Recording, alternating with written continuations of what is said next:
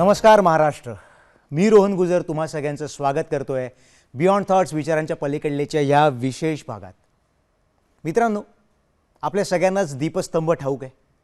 अंधारात प्रकाशाचा मार्ग दाखवणारा स्तंभावरील दिवा, अनेक अडचणींतून मार्ग दाखवणारा, चक्रव्यूहातून बाहेर काढणारा, नैराश्यावर मात करून जीवनात सकारात्मकतेची ज्योत प्रज्वलित करणारा संजीवन मंत्र म्हणजेच दीपस्तंभ. हा दीपस्तंभ आहे जळगावचा. हा दीपस्तंभ आहे यजुर्वेंद्र महाजन यांच्या अथक प्रयत्नातून साकार झालेल्या एका सेवाभावी संस्थेचा. इथं अंध, अपंग आणि तळागाळातील युवक युवतींना आधार मिळतो, जगण्याचा नवीन मंत्र मिळतो, नकारात्मक विचारांना लोपवून टाकण्याचा जणू दिवा सोबत दिला जातो. माणसामाणसातील व्यंगाची, उणेपणाची दरी इथं पार पुसून टाकली जाते. विशेष म्हणजे संस्थेचं नाव आणि कृती यातून दीपस्तंभ या संकल्पनेची खरी ओळख लहानांपासून मोठ्यांपर्यंत प्रत्येकाला होऊ शकते. संस्थापक यजुर्वेंद्र महाजन यांची दीपस्तंभमधील अविरत धडपड खरोखरच विचारांच्या पलीकडली. त्यांना इथं बोलवण्यापूर्वी त्यांच्या कामाचा आढावा घेऊया. एव्ही प्लीज.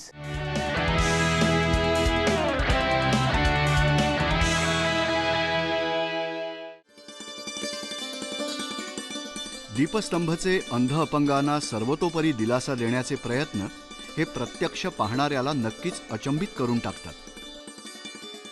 यासाठी दीपस्तंभचे संस्थापक यजुरेंद्र महाजन स्वतः दीपस्तंभ होऊन अंधार लोपवून टाकतात. हे खरोखरी कौतुकाला सर्वोच्च शिखरावर नेणारं आहे. इथं सेवा देणाऱ्याला समाधान आहे आणि सेवा घेणाऱ्याला आनंद आहे. आपल्या अपुरेपणावर, उणेपणावर मात करत दैनंदिन जीवन अर्थपूर्ण करण्यात प्रयत्नांची पराकाष्ठा आहे. सर्वांबरोबर मिळून मिसळून जाण्यात आपलेपणाची भावना आहे. आपल्या अंगी असलेल्या कौशल्यांना सुंदर आकार देण्याची इथं सुवर्ण संधी आहे.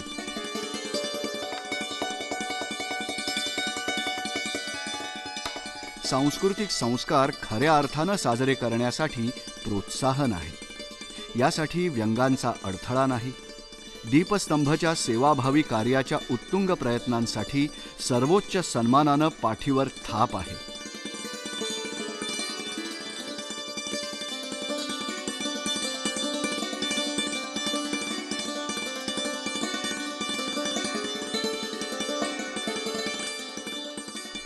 वेगवेगळ्या पुरस्कारांसाठी सन्मानित झाल्यामुळं सर्वदूर कौतुक होत असल्यामुळं दीपस्तंभची जबाबदारी आता वाढली आहे.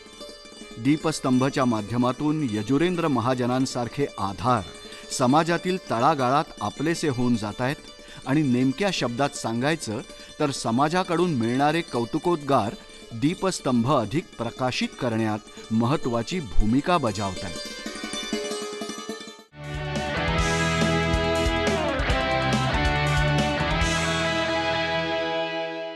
एक सामाजिक कार्यकर्ता, अंध, अपंग आणि अनाथांसाठी सर्वेसर्वा, तळागाळातील युवा पिढीसाठी आधार, शिक्षणतज्ज्ञ आणि दीपस्तंभ संस्थेचा संस्थापक यजुर्वेंद्र महाजन. शिक्षण हाच सर्वांगीण विकासाचा पाया म्हणून 2005 पासून युवक युवतींसाठी सर्वतोपरी प्रयत्न करणारे, केवळ व्यवसाय म्हणून नव्हे तर तरुण पिढी घडवणं ही सामाजिक जबाबदारी मानणारे, अंध, अपंग, अनाथांचे खऱ्या अर्थानं दैवत असं हे विचारांच्या पलीकडल्या कृतीतून आपलं वेगळेपण सिद्ध करणारे आजचे आपले पाहुणे यजुर्वेंद्र महाजन. आणि त्याचबरोबर इथं आपल्याला भेटायला येतोय त्यांचा एक bright student Shubham. Sir, Shubham, तुमचं खूप स्वागत आमच्या कार्यक्रमात. नमस्कार. नमस्कार. ये ये ये नमस्कार. प्लीज बसून घ्या.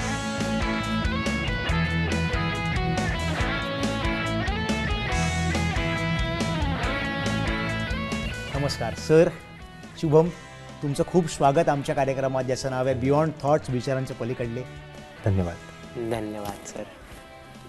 सर, हा एवढा मोठा प्रवास नेमका कधी सुरू झाला? काय प्रेरणा होती? कुठल्या भावनेतनं तुम्ही या प्रवासाची सुरुवात केली? प्लीज आम्हाला जाणून घ्यायला आवडेल. मी ग्रामीण भागात माझं शिक्षण करत होतो, उच्च शिक्षण. त्यावेळेस असं झालं की काही चांगली माणसं, काही चांगली पुस्तकं वाचायला मला मिळालीत. ओके. विशेषतः विवेकानंदांकडून, कर्मवीर अण्णांकडून मी खूप प्रेरित झालो. आणि नंतर पुण्याला मला उच्च शिक्षणासाठी माझ्या वडिलांनी पाठवलं. ओके. तिथे गेल्यावर मला एक जाणीव झाली की ज्यांचे वडील जागरूक आहेत, ज्यांच्याकडे पैसे आहेत, अशांचीच मुलं शहरात जातात आणि उच्च शिक्षण, चांगलं शिक्षण घेतात. आणि बाकीची माझ्याबरोबरची अनेक मुलं मागे राहिलीत.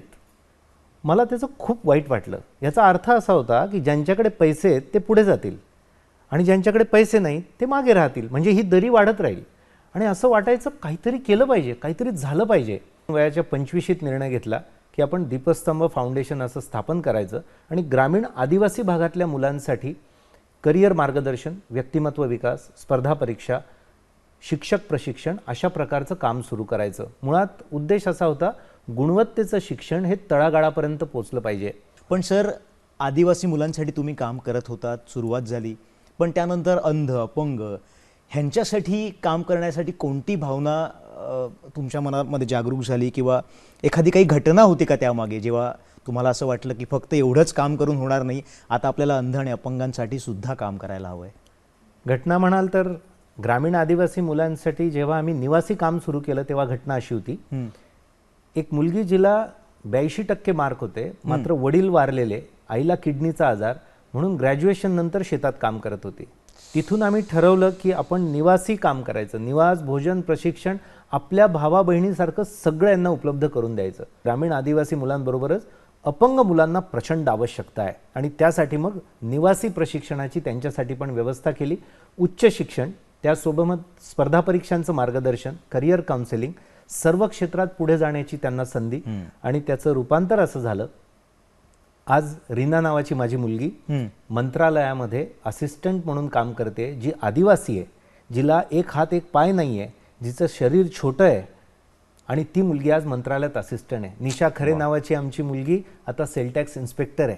वाह. आणि यासोबतच आमचा राजेश पिल्ले नावाचा मुलगा, ज्याला दोन्ही हात नाही आणि आईवडील सुद्धा नाही, तो BTech engineering with distinction pass होऊन आज खूप उत्तम काम करतोय. पण सर, हे झालं शिक्षणाचं. त्यांचा सर्वांगीण विकास व्हावा म्हणून नेमके काय प्रयत्न होतात आपल्या संस्थेत?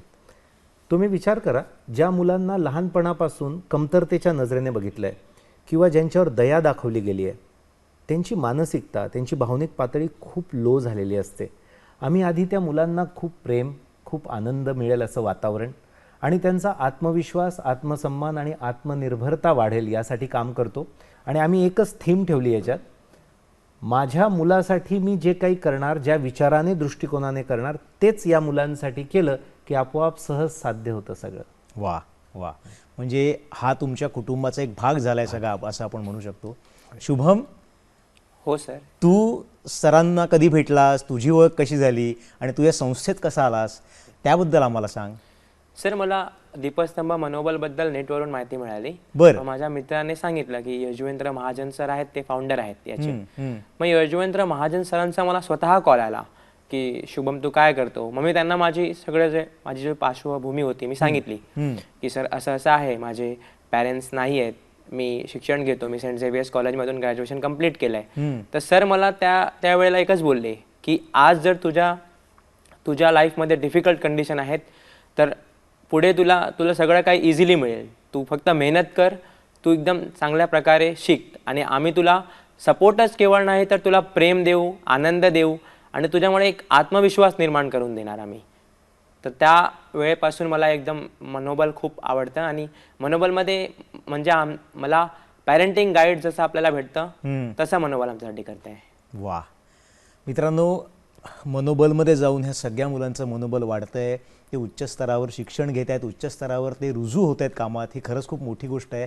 आपण घेऊया छोटीशी विश्रांती. तुम्ही कुठेही जाऊ नका, बघत राहा बियॉन्ड थॉट्स. विचारांच्या पलीकडले घेऊया छोटीशी विश्रांती.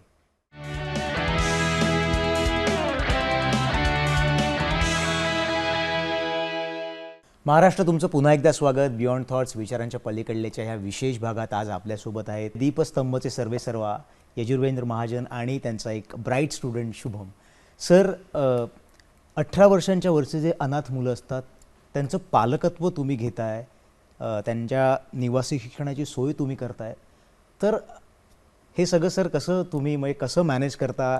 यासाठीची एनर्जी तुम्ही, यासाठीची ऊर्जा सर तुम्ही कुठून आणता? आपला जन्म कुठे व्हावा, आपले आईवडील कोण असावेत, हे कधीच आपल्या हातात नसतं. मला ज्या दिवशी पहिल्यांदा एक मुलगा भेटला आणि मी सहज त्याला भेटल्याबरोबर, नवीन मुलगा होता, मी त्याला पाठीवर हात ठेवून फक्त म्हटलं, बेटा कुठून आलायस, जेवण झालं का तुझं, जेव. आपल्या प्रकल्पात आला होता. ते ऐकल्यावर तो मुलगा 3 ते 4 मिनटं सलग रडत होता. आणि मला समजे ना की काय चुकलं माझं, मी तर फार चांगलं बोलतोय. नंतर तो थांबून मला म्हटला, सर माफ करा, मी अनाथ आहे सर, 18 वर्ष झाले मी संस्थेतून बाहेर पडलो आणि बेटा हा शब्द इतक्या प्रेमाने आयुष्यात पहिल्यांदा ऐकला सर, आणि त्यामुळे मला भरून आलं. खरं तर त्याने हे सांगितल्यानंतर मग मी रडलो फार. कारण त्या दिवशी मला जाणीव झाली की आई वडील नसणं याची जाणीव आपल्याला नाहीच आहे. आपण त्याचा अनुभव घेऊच शकत नाही किंवा कधी वाटू नाही शकत. आणि आपल्या त्या दिवशी ठरवलं की आपल्या देशातल्या 18 वर्षाच्या वर जेही अनाथ मुलं मुली असतील त्यांचं पालक आपण व्हायचं, त्यांचा आईबाप आपण संस्थेने सर्वांनी मिळून व्हायचं. कारण आयुष्यातली सर्वात महत्त्वाची गोष्ट, काही नसलं तर चालतं आहे, आई वडील नाही म्हणजे काय, आपण 1 मिनिट विचार नाही करू शकत.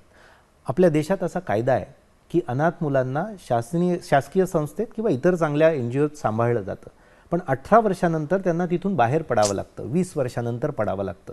पण या वयामध्ये कुठल्याच प्रकारचं मार्गदर्शन नाही, प्रेम नाही, सपोर्ट नाही. कसं विचार करू शकतो आपण असा? आणि म्हणून आम्ही ठरवलं की यांचं संपूर्ण पालकत्व घ्यायचं. त्या मुलांना निवास, भोजन, प्रशिक्षण, त्यांना प्रेमाची गरज असते, समजून घ्यायला लागतं. आपल्याला माहिती आहे त्यांना नोकरी पण कोणी देत नाही, कारण आईवडील नाहीत.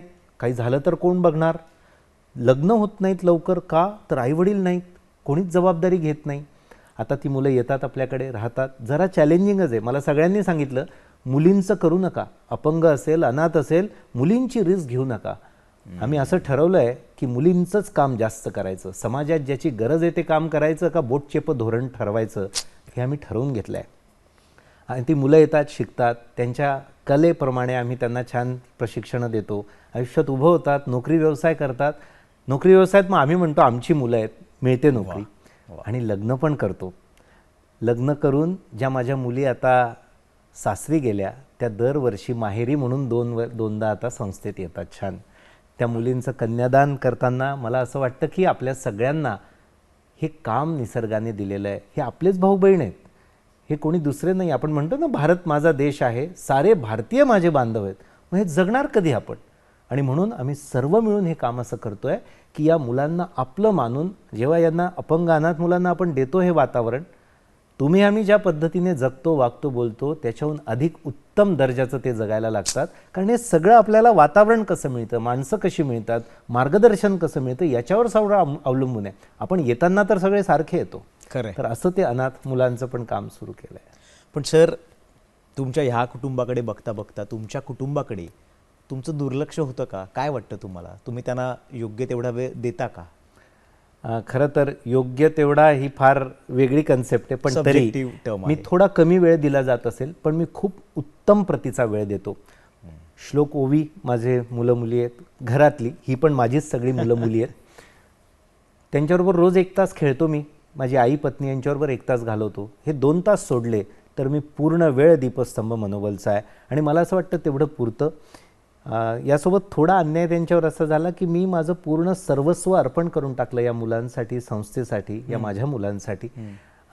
घर, शेती, जे काही असेल ते. आणि त्यामुळे थोडा त्यांना त्रास होतो. पण मला असं वाटतं आयुष्यामध्ये आपण कुठे राहतो आणि आपण किती मिळवतो याहून जास्त महत्त्वाचं आहे आपण काय उभारतो आणि आपण किती लोकांना आयुष्यात प्रेमाने उभारतो. आणि त्यामुळे आता त्यांनाही हा निर्णय मान्य झाला आणि ते सुद्धा या कामामध्ये सहभागी होतात.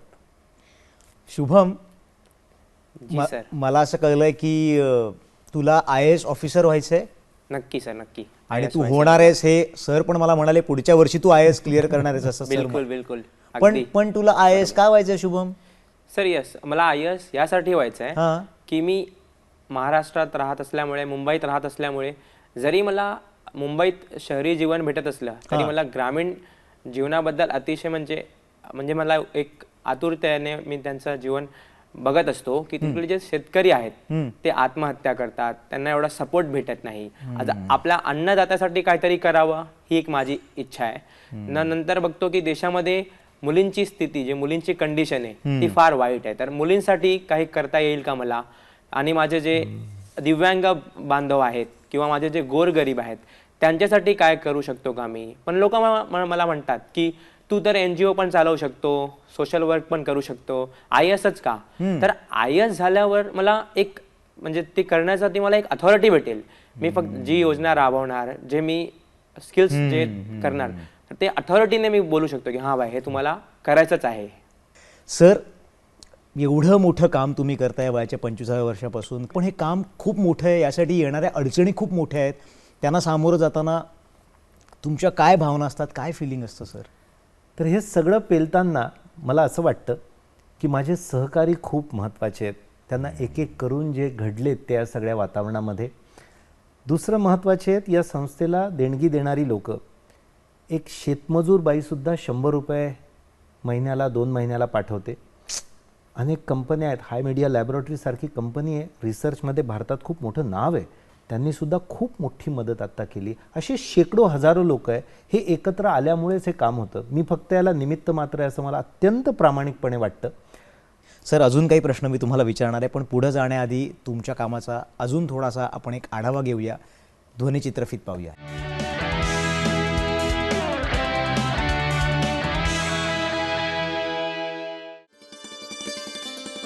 दीपस्तंभ संस्थेच्या कुशीत शिरून आनंद उपभोगताना इथलं प्रत्येक व्यक्तिमत्व आपल्या व्यंगावर, आपल्या अपुरेपणावर मात करून आनंद घेत आहे.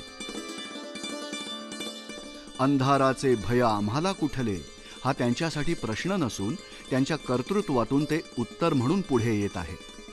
या संस्थेतून त्यांच्यावर होणारे व्यक्तिमत्व विकासाचे संस्कार खऱ्या अर्थाने त्यांचं भविष्य घडवत आहेत. इम्पॉसिबल या शब्दाचा आय एम पॉसिबल हा अर्थ यातील प्रत्येकाच्या जगण्यात ठासून भरलेला आहे. ही यशोगाथा जितकी दीपस्तंभची आहे, तितकीच ती इथल्या प्रत्येक सहभागी व्यक्तीची आहे. मग ती अंध असो, अपंग असो की तळागाळातील आणखी कोणी असो, यशोगाथा विचारांच्या पलीकडली.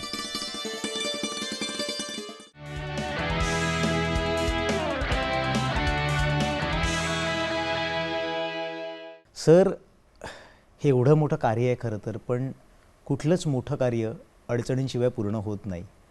तर तुम्हाला काय प्रकारच्या अडचणी येतात आणि त्यावर तुम्ही कशी मात करता, आणि हे सगळं करत असताना तुम्ही तुमच्या मनाचा संयम कसा राखता?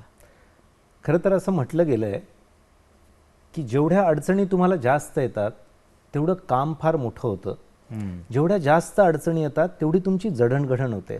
म्हणून मी कायम अडचणींकडे अडचणी म्हणून न बघता तो त्या जडणघडणीतला एक टप्पा आहे असं मानतो. आमच्याकडे खूप सुंदर कार्यशाळा पण होतात या मुलांच्या. देशभरातून मुलं येतात. तुम्हाला वाटणारच नाही त्या मुलांशी बोलल्यावर भेटल्यावर असं वाटायला लागेल की यार प्रॉब्लेम यांना आहे का आपल्याला आहे. आणि ते तयार होण्यासाठीची मानसिकता ही वातावरण ज्या पद्धतीचं असतं त्याच्यातून तयार होते. आणि म्हणून प्रत्येक अडचणीवर मात करून आज 300 मुलांचा परिवार हा झाला आहे. देशभरातली मुलं. 1 रुपया संस्थेकडे नाही, पण आजही तुम्ही म्हटलात अशी 100 मुलं आहे, काय करायचं, तर आम्ही म्हणतो पाठवून द्या, देख लेंगे क्या होगा.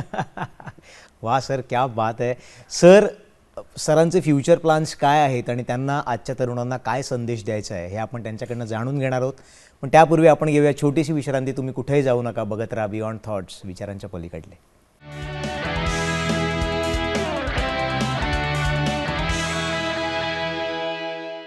नमस्कार मंडळी, बियॉन्ड थॉट्स विचारांच्या पलीकडलेमध्ये तुमचं पुन्हा एकदा स्वागत. मी रोहन गुजर आणि आज आपल्यासोबत आहेत दीपस्तंभचे सर्वेसर्वा यजुवेंद्र महाजन सर आणि त्यांचा ब्राईट स्टुडंट शुभम. शुभम, मला तुला विचारायचं आहे की तू आता किती वर्ष या संस्थेमध्ये आहेस? सर, मी मागील 1 वर्षापासून या संस्थेत आहे. 1 वर्षापासून आहेस. तर तुला इथं शिक्षणापलीकडं अजून काय काय मिळालंय? सर, मला इथे फक्त शिक्षणच तर नाही, तर मला इकडे प्रेम भेटलं. आई वडिलांसारखं मला वागवण्यात आलं इथे. आणि मला आत्मविश्वास भेटला सर मनोबलमधून.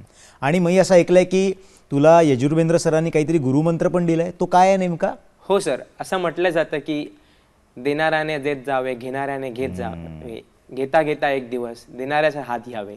तर माझी अशी इच्छा आहे की आज यजुवेंद्र सर जे मला एवढं प्रेम देत आहेत, ते आमच्यासाठी एवढं करतायत, तर मी पण मोठं होऊन त्यांच्यासारखंच कार्य करावं. त्यांच्यासारखं कार्य तर म्हणजे सूर्याला दिवा दाखवण्यासारखा होईल, पण माझा पण एक खारीचा वाटा असावा अशी माझी मनापासून इच्छा आहे. आणि मी त्यासाठी काही पण करू शकतो सर. वा वा शुभम, खरंच खूप नेक विचार आहे तुझा. या विचारावर कायम राहा, काहीही झालं तरी आयुष्यात. सर, शुभमसारखे किंवा आपल्यासारखे खूप तरुण तिथं आहेत जो आपला कार्यक्रम बघतायत, तर या विचारमंचामार्फत तुम्हाला त्यांना काय संदेश द्यावासा वाटेल? मी माझ्या सगळ्या तरुण मित्रमैत्रिणींना एवढंच सांगेन, अतः दीप भव. सर्व जे काही आहे ते तुमच्यात आहे, तुम्ही ते करू शकतात. आपल्या सगळ्यांमध्ये एकच शक्ती विराजमान आहे. तुम्ही फक्त ठरवा, त्यावर विश्वास ठेवा, त्यासाठी झोकून द्या. येणाऱ्या प्रत्येक अडचणीला जडणघडणीची संधी माना. बघा तुमचं स्वप्न पूर्ण होतं की नाही.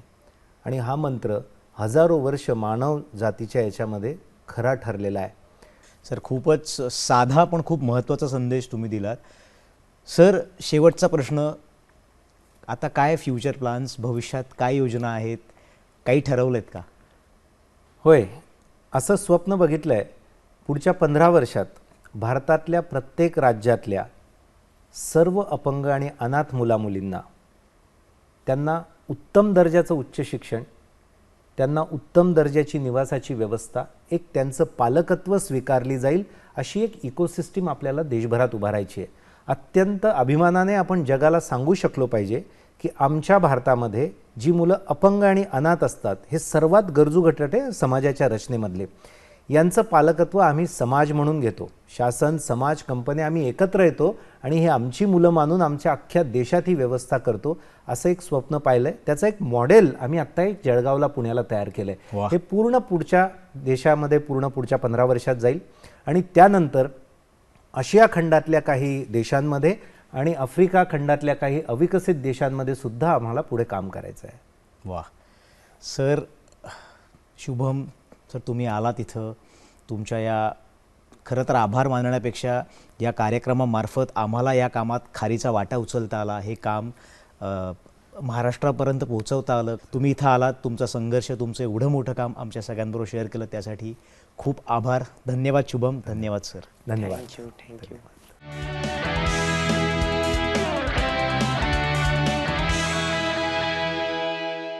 जळगावच्या दीपस्तंभ संस्थेचं काम आणि यजुर्वेंद्र महाजन यांचे उज्ज्वल भविष्याला कवेत घेऊन जाणारे विचार नक्कीच प्रेरणादायी आहेत.